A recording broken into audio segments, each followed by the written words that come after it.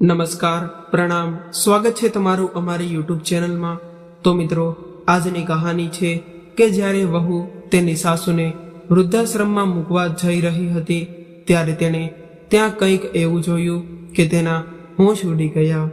ત્યાં એવું શું થયું હતું કે તે ચાલો જાણીએ આગળની કહાનીમાં।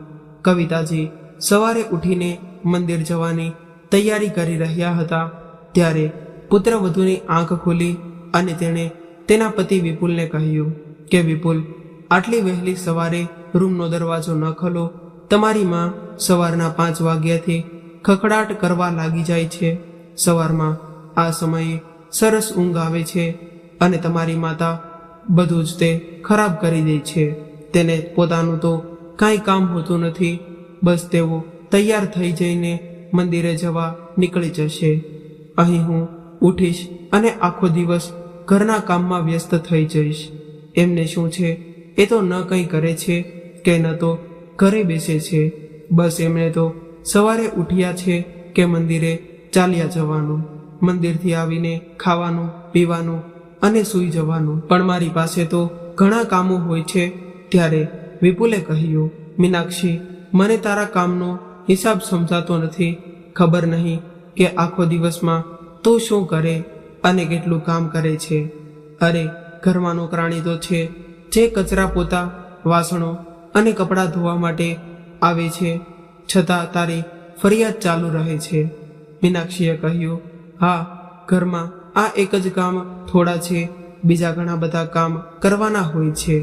જ્યારે તારી માને ઘરમાં રહેવા મન ન લાગતું હોય તો તું તેને વૃદ્ધાશ્રમમાં કેમ નથી મોકલી આવતો? તે પણ શાંતિથી જીવશે અને હું પણ શાંતિથી જીવીશ। ત્યારે વિપુલ બોલ્યો, શું તું પણ એક વાત લઈને બેસી જાય છે? મારી માં તને સાફ સફાઈ અને શાકભાજી કાપવાનું કામ તો કરી આપે છે ને? મીનાક્ષી બોલી, હવે બસ કર, બહુ થયું આ તારું માં પુરાણ, અને મને સૂઈ જવા દે અને જા જઈને ગેટ બંધ કરી દે। ત્યારે કવિતાજીએ દીકરા અને વહુની બધી વાતો સાંભળી લીધી હતી, પણ તેઓ કંઈ બોલ્યા નહીં અને તેઓ મંદિરે જવા રવાના થઈ ગયા। બીજા દિવસે તેમના ચશ્મા તૂટી ગયા હતા। તે સાંજે શાક સાફ કરતી વખતે તેમણે કહ્યું, વહુ, મારા ચશ્મા તૂટી ગયા છે। ત્યારે મીનાક્ષી બોલી, તમે વિપુલને કહો કે તે તમારા ચશ્મા બનાવી આપશે। ત્યારે વિપુલે કહ્યું, માજી, આ મહિને મારે કામ થોડું ઓછું થયું છે, તો આવતા મહિને બનાવી આપીશ। ત્યારે કવિતાજીએ કહ્યું, ઠીક છે વહુ। અને વિપુલ સાંજે ઘરે આવ્યો, પછી બધા જમ્યા અને પછી સૂઈ ગયા। કવિતાજી રાત્રે જાગી ગયા। તેમને તરસ લાગી હતી। તે પાણી લેવા રસોડામાં ગયા અને રસોડામાં અંધારું હોવાને કારણે તેમનો હાથ કાચના ગ્લાસને સ્પર્શ થયો એટલે તે નીચે પડી ગયો, જેનો અવાજ સાંભળીને મીનાક્ષી બહાર આવી અને તેણે તૂટેલા ગ્લાસને જોયો તો તે ગુસ્સાથી બૂમો પાડી અને કહેવા લાગી કે તમારી આંખો છે કે બટન, જોઈ શકતા નથી કે ભગવાનને તમને 2 આંખો આપી છે, છતાં તમે જોઈ નથી શકતા અને આટલો મોંઘો ગ્લાસ તોડી નાખ્યો છે, હવે તેની ભરપાઈ કોણ કરશે?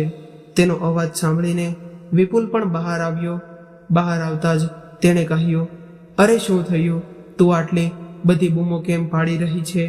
ત્યારે મીનાક્ષીએ કહ્યું, તારી માએ તો આટલો મોંઘો ગ્લાસ તોડી નાખ્યો છે। તને ખબર છે, મારા પપ્પા તે યુરોપથી લાવ્યા હતા અને તારી માએ તેને તોડી નાખ્યો। એ જોઈને વિપુલે મીનાક્ષીને કહ્યું, આ થોડું જાણી જોઈને કર્યું હશે, કદાચ ભૂલથી તૂટી ગયો હશે, તેના માટે આટલી બધી બૂમો પાડવાની શું જરૂર છે? કોઈ પણ વસ્તુઓ ગમે ત્યારે તૂટી શકે છે ને? આવી નાની નાની વાત પણ શું હોબાળો કરે છે? વિપુલે તેની માતા તરફ જોયું અને કહ્યું, માં, તમે ચશ્મા પહેરવાનું ભૂલી ગયા છો એટલે કદાચ હા, તમારા ચશ્મા તો કાચ તૂટી ગયો હતો।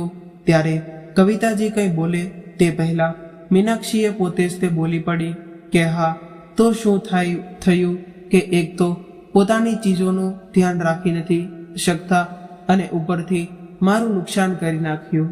આટલું કહીને તે ગુસ્સામાં તેના રૂમમાં ચાલી ગઈ અને રૂમમાં જઈને વિપુલને એક વાત ફરી કહેવા લાગી કે વિપુલ, મેં તને કેટલી વાર કહ્યું છે કે આ ડોશીને તમે વૃદ્ધાશ્રમમાં મોકલી દો, પણ તું એ વાત સાંભળવાની તસદી પણ નથી લેતો. અરે વૃદ્ધાશ્રમમાં શું માણસો નથી રહેતા, અને ત્યાં તેમની ઉંમરના લોકો પણ જશે એટલે એમનું મન લાગી જ રહેશે. હું ક્યાં તમારા વિશે વિચારી રહી છું, હું તો ફક્ત તેમના માટે જ કહું છું.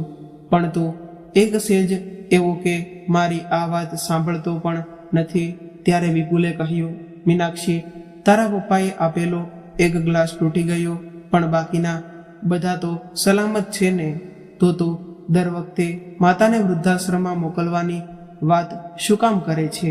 તું એક વાત સમજી લેજે કે મારી માએ મારા માટે ઘણું બધું કર્યું છે, અને હવે જ્યારે તેમને મારી જરૂર છે ત્યારે જો હું મારી માનું ધ્યાન ન રાખી શકું તો હું તેનો દીકરો શું કામનો?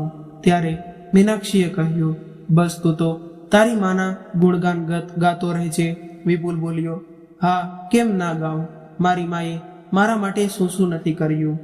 મારા પિતાના મૃત્યુ પછી અમે એક પૈસા માટે બીજા પર નિર્ભીત બની ગયા હતા. ઘરમાં ખાવા માટે અનાજનો દાણો પણ ન હતો.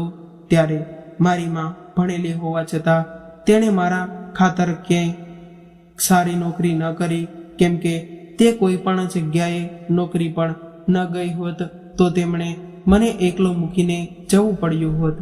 એટલે મારી સાથે રહેવા માટે તેણે ઝાડુ મારવા, સાફ કરવા અને વાસણો ધોવા જેવા ઘણા બધા કામ કર્યા, અને તે પોતે દિવસમાં એક વખત જમીને અને ક્યારેય મને કોઈ વસ્તુની કમી ન આવવા દીધી.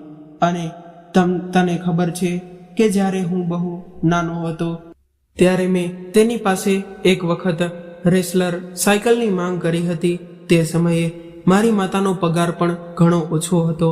તેમ છતાં પૈસા બચાવીને તે પગપાળા ચાલવા લાગી, અને એક પૈસો ઉમેરીને તેણે મારા જન્મદિવસ પર મારા માટે મારી પસંદગી સાયકલ ખરીદીને આપી હતી. અને હવે તું મને કહે મીનાક્ષી કે હું મારી માતાને કેવી રીતે છોડી શકું? ત્યારે તેને થોડા સમય માટે એવું લાગ્યું કે આ વાતથી મીનાક્ષી સાવ બદલાઈ ગઈ હશે, પણ થોડા સમય પછી પાછી તેણે એનું જૂનું વર્તન શરૂ કર્યું. આ કારણે વિપુલ ખૂબ જ ચિંતિત થઈ ગયો કે તે મીનાક્ષીને કેવી રીતે સમજાવે. પછી તેની નજર અચાનક સામેથી આવતા મહેશ પર પડી કે જે તેનો સાળો હતો, અને વિપુલને દૂરથી જોતા જ તે મહેશની તરફ દોડ્યો અને જલ્દીથી આવી તેણે તેને ગળે લગાડ્યો. મહેશ અને વિપુલ પછીથી સાળા બન્યા હતા. તે પહેલા તેઓ બેસ્ટ ફ્રેન્ડ હતા. બંને એકબીજાને બધી જ વાત કહેતા, પણ મહેશ છેલ્લા કેટલાય સમયથી શહેરની બહાર રહેતો હતો અને કામમાં વ્યસ્ત હોવાને કારણે બંને એકબીજા સાથે વાત પણ કરી નહોતા શકતા. અને આજે આટલા દિવસો પછી મળ્યા એટલે બંનેની ખુશીની કોઈ સીમા ન રહી. બંનેએ સાથે ડિનર કરવાનો પ્લાન બનાવ્યો હતો, અને મહેશ અને તેની પત્ની બંને વિપુલના ઘરે જમવા આવવાના હતા. મીનાક્ષી આ વાતથી ખૂબ જ ખુશ હતી, કેમ કે તે પણ આટલા દિવસો પછી તેની ભાભીને મળવાની હતી. મીનાક્ષીએ તેના સાસુને કહ્યું, મારો ભાઈ અને ભાભી ઘરે આવી રહ્યા છે, તો મહેરબાની કરીને ખાવા પીવાનું ધ્યાન રાખજો. અને કવિતાજી એક સારી ગૃહિણી હતા, અને તે પોતાના હાથ વડે ભોજનમાં મસાલા ઉમેરતા હતા, અને તેમના હાથમાં એક અલગ જ જાદુ હતો.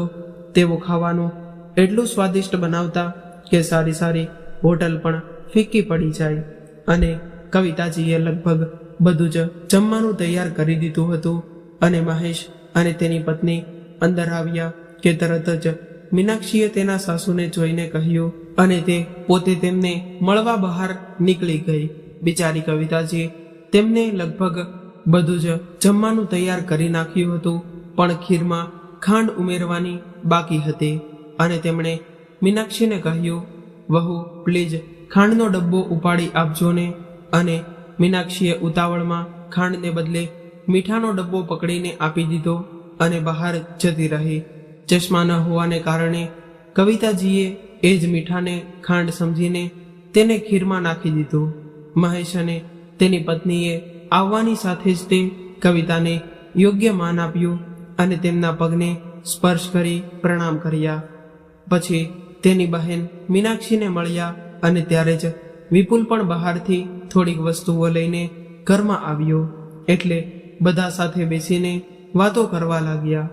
મહેશ અને તેની પત્ની માટે નાસ્તાની બધી જ વસ્તુઓ લઈને કવિતાજી આવ્યા, પણ મીનાક્ષી ત્યાં જ બેઠી રહી. ત્યારે મહેશ અને તેની પત્ની આ બધું જોઈ રહ્યા હતા, પણ તેઓ કંઈ બોલ્યા નહીં. નાસ્તો કર્યા પછી બધા ત્યાં બેઠા અને વાતો કરી રહ્યા હતા. એટલે કવિતાજી ભોજન બનાવવા રસોઈમાં ચાલ્યા ગયા. શાક, ખીર અને બીજું બધું તૈયાર હતું, માત્ર ગરમા ગરમ પૂરી જ તળવાની બાકી હતી. એટલે તેઓએ ગરમા ગરમ પૂરી ઉતારી લીધી અને બધાને જમવા બોલાવ્યા. બધા આવીને ડાઇનિંગ ટેબલ પર બેઠા. બધા લોકો ગરમા ગરમ અને સ્વાદિષ્ટ ભોજનનો આનંદ લેવા લાગ્યા. પહેલું ભોજન ટુકડો ખાતા જ મહેશે કહ્યું, ઓહ મીનાક્ષી, તું તો ખૂબ જ સ્વાદિષ્ટ ભોજન બનાવે છે.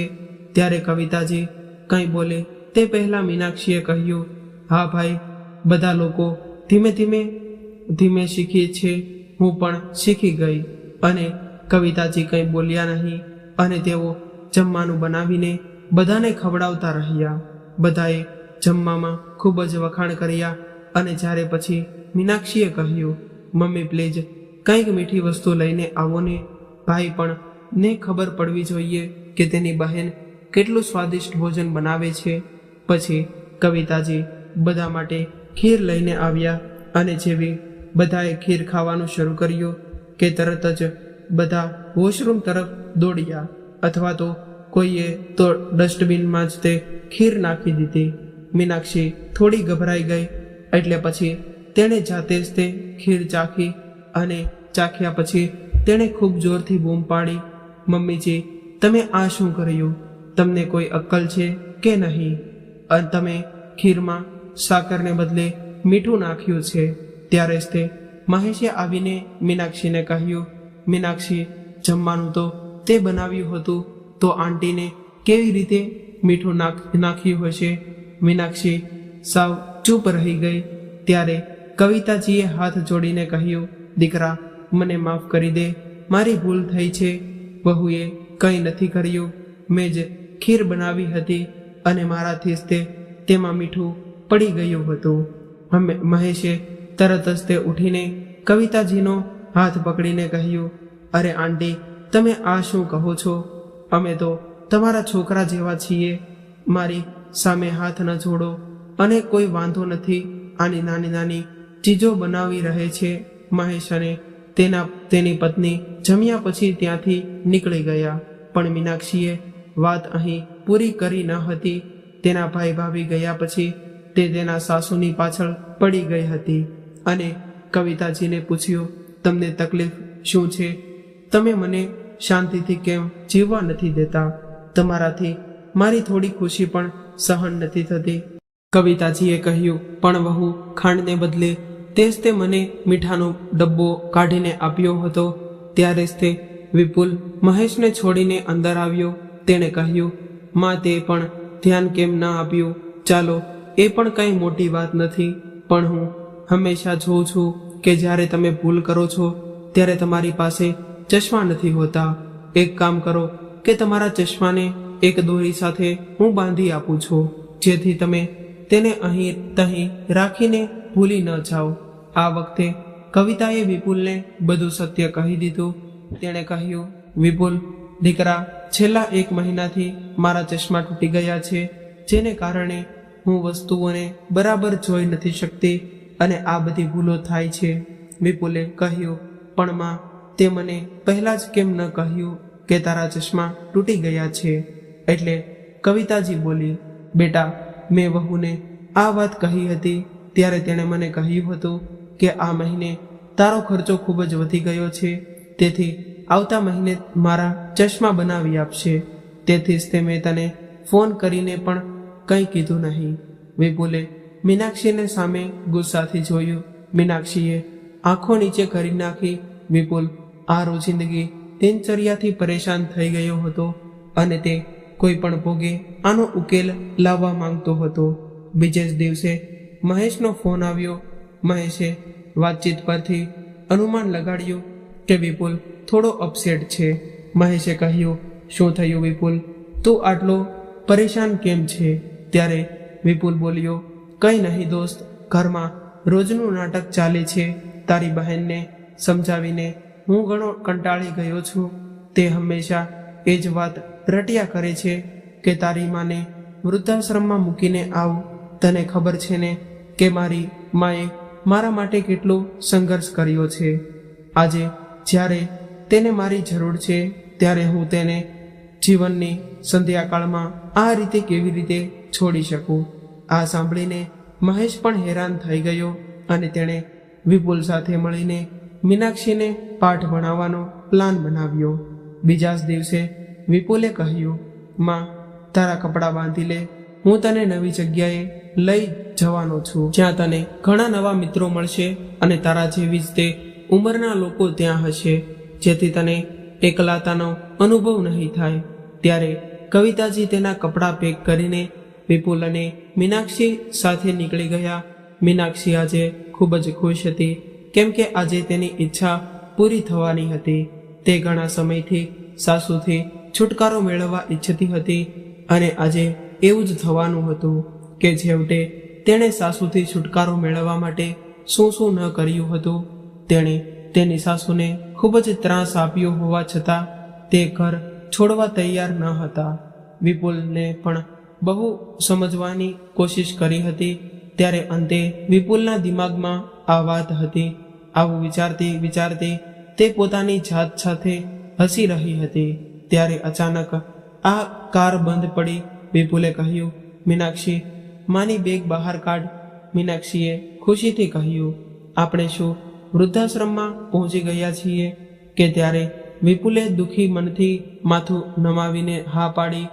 મીનાક્ષીએ ખુશીથી કારમાંથી બેગ કાઢીને તેણે કહ્યું, હા હા, હું માજીની બેગ બહાર કાઢું છું. એમાં શું છે? આખરે તો હું તેમની બહુ છું ને, તેમની સેવા કરવી મારી ફરજ છે. માજી, તમે આરામથી બેસો, હું તમારી બેગ કાઢી આપીશ અને તમને અંદર પણ છોડી દઈશ.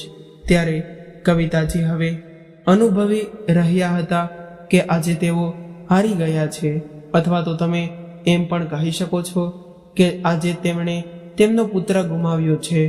અત્યારે તેઓ એવું અનુભવી રહ્યા હતા કે જે તેમણે છોડવા અહીં આવ્યો છે તે માત્ર મીનાક્ષીનો પતિ છે, પણ તેનો પુત્ર નથી, જેના માટે તેમણે આટલું બધું કર્યું હતું. તે વ્યક્તિ આજે તેમને અનાથની જેમ અહીં છોડીને જતો રહે છે. આ બધું વિચારીને એમની આંખોમાંથી આંસુ વહી રહ્યા હતા. મીનાક્ષી અને વિપુલ એમની માતા સાથે વૃદ્ધાશ્રમમાં પહોંચ્યા.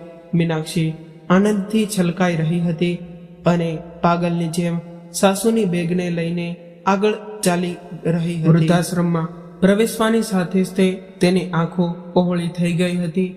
તેમણે અંદર જે જોયું તે જોઈને તેના પગ નીચેથી જમીન સરકી ગઈ. જે વૃદ્ધાશ્રમમાં તે તેના સાસુને મૂકવા આવી હતી, ત્યાં જ તે પોતાના માતા પિતા સિંહાસન પર બેઠા હતા અને બંનેની હાલત એકદમ દયનીય લાગતી હતી. તેમને જોતા જ તે મીનાક્ષીના હાથમાંથી બેગ છૂટી ગઈ હતી.